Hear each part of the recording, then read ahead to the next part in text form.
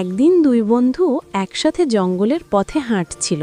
তারা প্রতিজ্ঞা করেছিল যে কোনো বিপদে তারা একে অপরকে সাহায্য করবে। হঠাৎ ঘন জঙ্গল থেকে এক ভয়ঙ্কর বাঘ বেরিয়ে এলো। দুজনেই ভয় পেয়ে গেল। তাদের মধ্যে একজন খুব তাড়াতাড়ি গাছে উঠে গেল, কিন্তু অন্যজন গাছে উঠতে জানত না। তাই সে মাটিতে লুটিয়ে পড়ল, নিঃশ্বাস বন্ধ করে মৃতের ভান করল।